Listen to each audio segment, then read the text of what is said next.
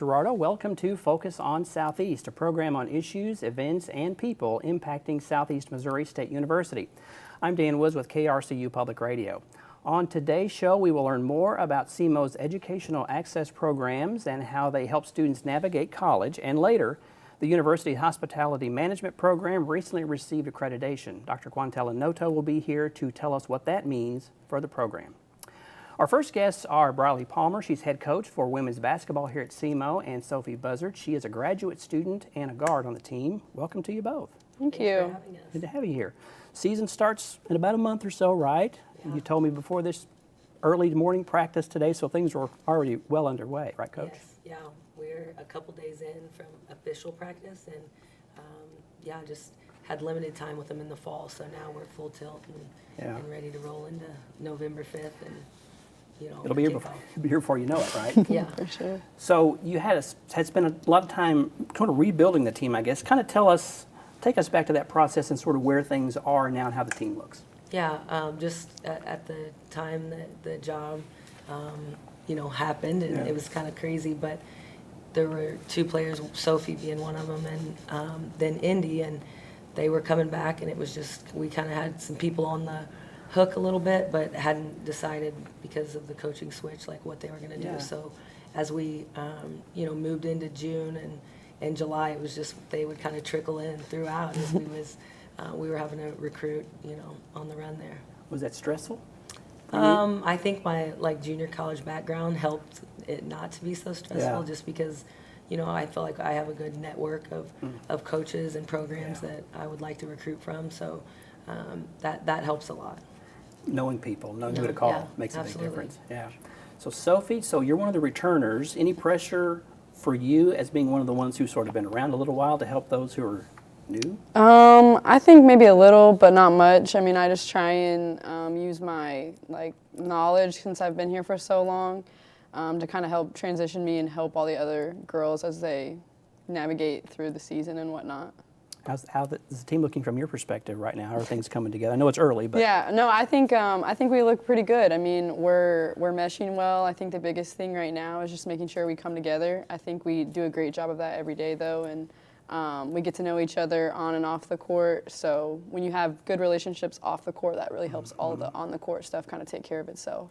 I mean, meshing all those personalities together can be a challenge, right?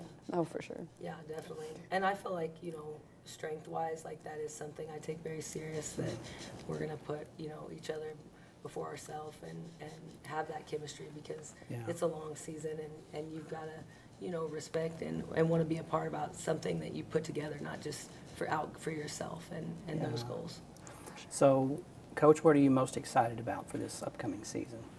I think just to let the girls see that all the running and all the, tough days and tough times and things that we were trying to get, hey, keep buying in, it's going to pay off, it's going to pay off. And I think once they see the success that will come with just getting a little bit better every day, I think that that's kind of just what I picture, the light bulb going off and getting to see them go this is what she was talking about. This is why they were on me all the time. So I think that's just a special thing as a coach to see it all kind of come together. Yeah. What are you most excited about for the upcoming season, Sophie? I think for me personally, just getting to be back out on the court, having to sit out from injury last year, that's really tough to do. So yeah, personally, just getting back out on the court, and then, I mean, it's my last year of college basketball, so that's mixed emotions about that. I don't want it to be done, but at the same time, my body's been through a lot. So, I mean, it's just mixed emotions, but I mean, I'm just ready to play. I'm ready to go out with a bang. I want it to be my best year and my favorite year. So. And stay healthy. And stay healthy, yeah, knock on wood. Knock on wood, please, yeah. Very, very important.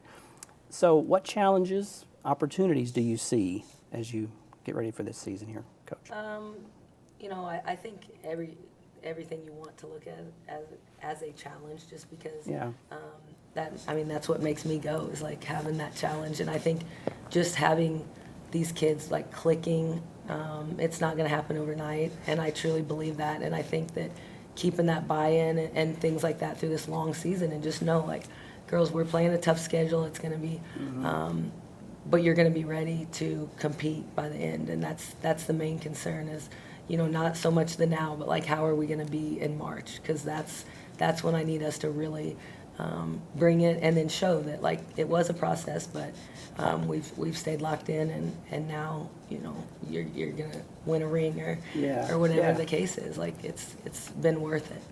With the challengers, opportunities too. I'm sure you see a lot of those. Yeah. There's, I think that the kids that we have are so, like, whatever we want to do or things like that. Like they're kids, so like, oh, here we go. But I've heard a lot of our kids, like they've been out in the community a lot, this summer and this fall, and I think that the reactions and like the little comments I get from the team now about like I really like we're doing this, and they see that it's transferring over, that like now people want to come and they want to be part of SEMO basketball, and that's what matters. That look, they met you, they saw your personality, and now they want to support that, and that's the kind of kids like you want to have in a small community, like it is here. Is there a coach you had that you sort of model after or picked up some what to do, what not to do? Yeah, I think background? like I'm kind of just a sponge and want to learn from anybody. But the coach who I played for and then coached under for 8 seasons, he was a big mentor of mine, and just making you do the right things and rid yourself of self, and just really putting the team first and like giving it your all, but doing having fundamentals and things like that, staying disciplined. Right. I definitely learned from him, and then there's just you could pick little things from a lot of coaches that I've looked towards, and You said ridding yourself of self and thinking of others. That's not always an easy thing for everybody to do. So how do you steer your players in that direction as a coach? Right. I mean, I just think they got to get to know each other, because they'll tend to, go to their certain groups, and it turns into cliques, and like you just can't have it. Right. You gotta figure people out, so then you know how to, in my sense, coach them. But for them, they've got to know their teammates, so they know, maybe why this day was not a good day, or something happened at home and they was transferring over to the court, and they had to pick them up, so it didn't just snowball. And I think that that's kind of a special thing, like with this group, that I really think that they're meshed together with one another, and care about that, because I think they also know like there's no other option. Like we're gonna be a team, and we're gonna be a family, and it's a great feeling. And to be successful, that's what you have to do. Absolutely, right? yes. So Sophie, as a player, what do you expect from your coach? I expect her to push us. Obviously, I think she's the one that drives the ship. So as she goes, we go. And if she doesn't, do what she's supposed to do, then how are we supposed to? But I mean, that's not something we have to worry about with her. Like, she's pushing us every day, motivating us. She gets on us, a lot, but like she said, eventually it's gonna pay off. Like, there's probably gonna be days where we're all like, BP, like we don't want to do that, but like at the end of the day, like we're gonna do it, and then it's gonna pay off in the end. You know that she's got a plan. She's got the end goal in mind, right? We know she's got a plan, and we've all had to just kind of buy in and just trust the process of what we're going through. It's not like she said, it's not gonna happen overnight, but big thing with BP is like trusting her and the decisions that are being made. So we just have to do that, and I feel like as the season goes on, that's going to be just the most important thing. Like, it's just trusting her and trusting one another. Trust the process. Trust the coach. The process. Yeah. Before we go, any last words from either of you about the season? Anything you want to say before we? No, we're really thankful to be here, and for you guys having us, and just really anything we can do to promote SEMO women's basketball, and just these kids. I'm telling you, it's anywhere I've taken them, it's just really refreshing to see their personalities come out in a different light, and they've had so many people brag on them, like, man, these kids, they come here, they're a good time, and so that's awesome. That's neat, and it's neat to have role models for little kids that are going to look up to them. It's important. Sure. Well, good luck on the season. Maybe we'll have you back afterwards to see how we can talk about the ring or we will. the trophy, right? We will be back to talk that'd be about awesome. the ring. Well, thank you both for being here. Thank you. Thank you so much. Okay, we're going to take a break. When we come back, we'll be joined by Charles Blackman to learn more about the university's Educational Access Program. You're watching Focused on Southeast, and we'll be right back.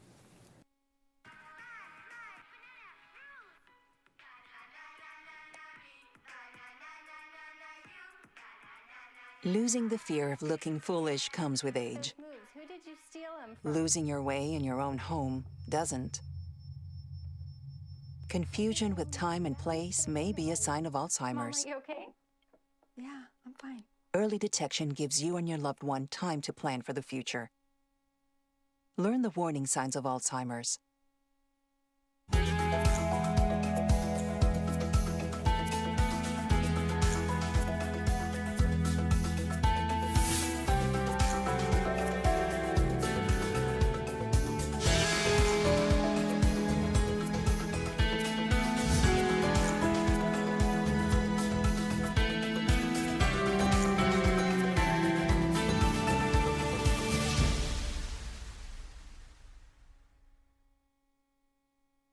To focus on Southeast, our next guest is Charles Blackman. He's the coordinator of educational access programs here at Southeast Missouri State. Charles, welcome to the program.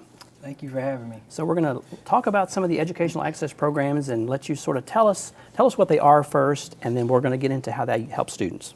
Well, educational access programs is a program that is geared towards first generation and limited income students, but also meritorious students. And what our program does is that we are as academic support for students. So we serve as advisors. I have about 140 students, 140 plus students who we meet with. We're able to talk about how do we overcome college, or how do we overcome things that they may not have had parents that taught him how to navigate college. So with first generation, that's what the definition means. It means I don't have any resources. I didn't have parents who graduated from college. So when I get here, it's scary. It's where do I go for academic support? Where do I go to when I have questions about my bill? And so we talk through we sit down with all of our students and talk through different scenarios and situations and goals and concerns and struggles, and just provide them that support that they wouldn't otherwise have. And you told me you were in the program as an undergrad, so you have a unique perspective, right, on this? Yes, it really came full circle. I was in the program, a scholarship recipient. I was able to take advantage of the advising and the mentorship and the guidance that the program offers. Eventually, I did actually get hired on to even work in the office as well. And so now I've been in this position for a year, and it is a full circle moment that I'm able to support students, watch students actually graduate from freshman to senior. So it really is a good feeling. So you help students with pretty much any kind of question, whether it's doing something with financial aid or, I mean, anything like that. You sort of maybe point them in the direction they need to go to get the help that they need and whatever. Yes. So we advocate on behalf of our students. We collaborate a whole lot across campus, whether it's student financial services, academic advising, accessibility services. Our goal is to make sure that whatever the need of the student is that it's met. And so we know we cannot do that alone. We are not a one-man show, and so we try to make sure that we are participating in other activities across campus, as well as inviting others on in to assist us while we are assisting our students. And I asked you when we talked before this interview what a typical day was like for you, and you have a lot of meetings, and you meet with a lot of students one-on-one to really help work through these issues, right? Yes. Students is the goal. Students is the priority. Other than that, we also, again, collaboration with other faculty and staff members. I have a program, a mentor and employment program, which pairs faculty and staff with students, but also gives them an employment opportunity. And so going across campus and seeing who's looking for a mentee, who can support a mentee and push them to greatness just like we're doing. Meeting with other faculty and staff to talk about collaboration opportunities to bring forth initiatives and programs and financial literacy and different things and seminars, all relevant to the success of our students. Some days I'm in my office alone and I'm working on documentation of student meetings, or I'm working on partnerships. I know if you might have seen that we just signed a memorandum of understanding with College Bound. So a lot of times I'm on the phone with partner organizations. So the day all of my days, they fluctuate. Talk a little more about the College Bound and how that integrates with what you're doing in your office. Yes, so College Bound is an organization in St. Louis. In a sense, they support high school students going to who are graduated from high school and looking at going into higher education, or if they're looking for a trade. And so what they do is they get them prepared, whether it's scholarships, whether it's activities and different resume builders, whether it's applications for a college. And so what we do is that in our partnership, when those students come up to SEMO, we support those students. One, they get a scholarship from us, but two, we collaborate with that partner organization. So for on campus, I am the contact person for the students who are in College Bound and our other partners. And so we work back and forth. We have partnership luncheons. We talk about how to best support the students. What do our students need? What are the trends that we're seeing? Is there a decline in enrollment in college, and just a bunch of different things that we talk about to make sure that our students are being supported.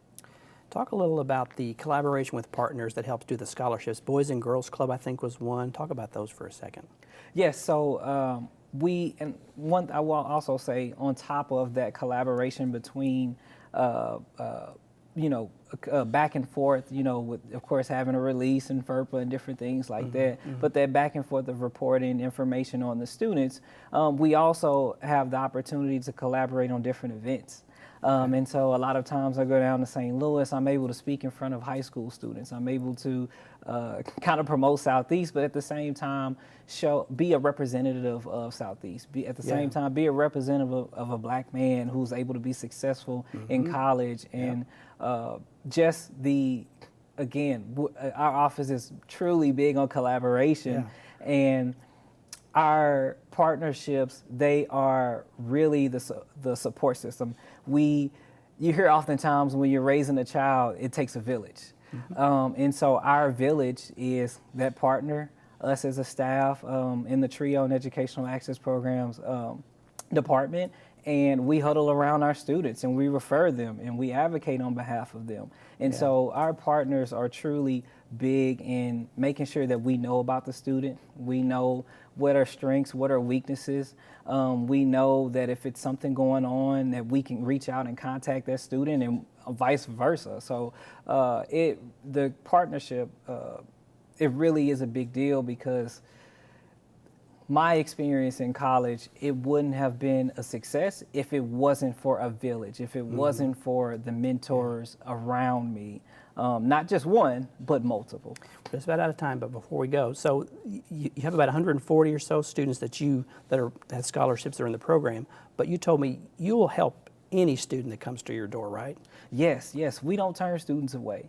We do officially in the program, we have around 140, maybe a little bit more, but any student that's coming in that's walks by the office seeking support, or if they're referred to us by Student Financial Services or academic advising, we're willing to sit down with any student and make sure that they have everything that they need, make sure they're understanding how to navigate college, talking about time management skills and stress management skills.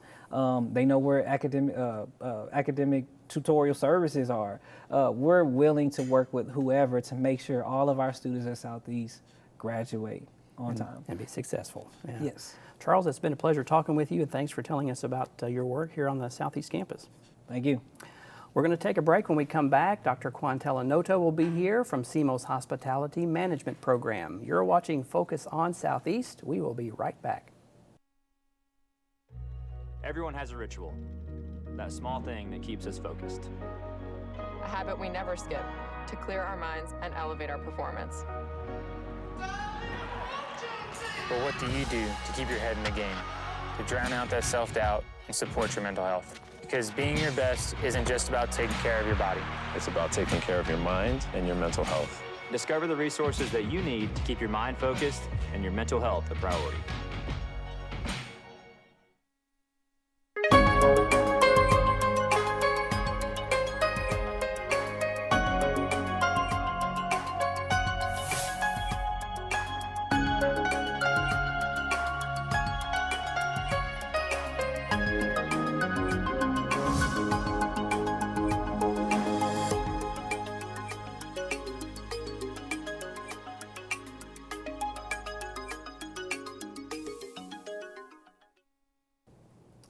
Welcome back to Focus on Southeast. Southeast Missouri State University's Hospitality Management Program has received accreditation from the Accreditation Commission for Programs in Hospitality Administration, the ACPHA. Dr. Quantella Noto is here to tell us about that and more. Hey, Quantella. Hi, Dan. It's good to see you. It's pronounced ACFA. ACFA, it's one of those acronyms. Yes. I wouldn't know that. I know. But you do, and that's why I have you here. So before we talk about the accreditation, talk about the Hospitality Management Program here at SEMO and how you equip students in that field. Well, so let me kind of actually delve into the accreditation. Okay, you do that first? Okay. The accreditation is designed to help us continuously improve that program and better equip them. If I were to just answer the question in general, how we're equipping them, we're getting them career ready. I mean, they are career ready. Our students, as you may know, have a required internship, and the feedback from that internship is becoming just phenomenal, that our students are ready compared to other interns, really know the language, really have some industry experience. So we're equipping them for the future.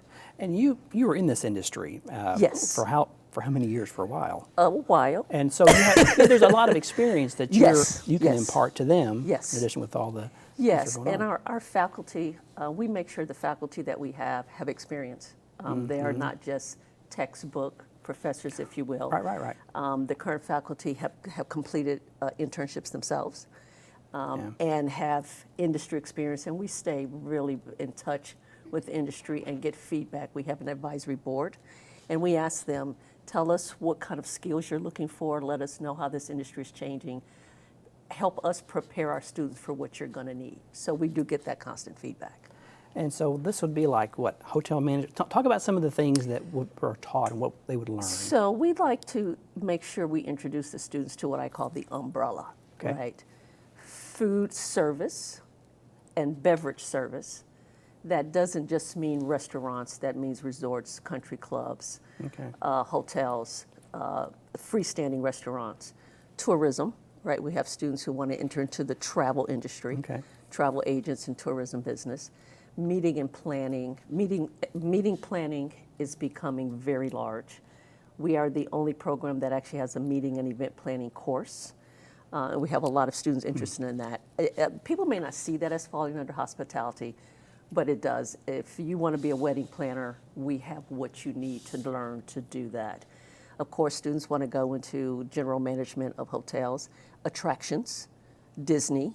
So there's a range of things, and we casinos, certainly don't want to forget the casino, the gaming industry. So we touch upon all of that, and they're all interconnected. When you think about a lodging facility, there's lodging there, there's food and beverage there, there's corporate events there. So we make sure they have an understanding of all of that. You mentioned the casino. The students aren't in a commercial kitchen, and there's an agreement there with the casino, I think, or there used to be at some point. There still is, and it's fabulous. Some of those things really help, those components helped with achieving the accreditation. Because part of the accreditation is making sure we have some measurable program learning outcomes. How are the students, how are they achieving leadership skills, communication skills, business decision skills? And that accreditation process looks at our physical physical structure. So what is the financial structure, the physical structure, the students' access to social services? And so that casino kitchen really helped, I think, present us in a much improved light by working out of that facility for our food and beverage component. So all of our culinary classes are done out of that. Program has it been steadily growing over the years? It's ebbed and flowed, as all programs have. I mean, when we moved from the college we were into the business school, we had 115, 120 majors. That's a big number. Post-pandemic, it declined a little, but the numbers are good. They're steady. They're rising, not falling. We've got a good group of students this semester. Enrollment in our introduction class is higher than it's been in a while. So we're good. And you're staying busy. We're staying busy. busy. So how long is the accreditation for? I know usually they have a time. It's like 5 years, 6 years. Yes. So this one is 10 years. However, we have to do an annual report. So in December, this will be our first year. I'm going to submit a report to them, and we're monitoring retention rates, student placement rates, continual improvement to our website. And we just have to start documenting, these were our goals, these were our outcomes, how are we moving along, and so they'll assess that on an annual basis. Will they give you feedback and say, well, maybe you need to tweak this area a little? Do they get, when you send that report in, do they give you, so when the time to look at the program Sure. again, you've been working Yes. along? It's an exhausting process. All of my colleagues who do this know. But here's what I'll say. Will they give us feedback? Yes. When we submit this, you know, you do a self-study, a rigorous self-study. Mm-hmm. We look at our strengths and our weaknesses. So it's a good process to say, what are we doing well? What are we not doing well? I expect feedback. But here's what I'll say, and I'm so proud of this, right?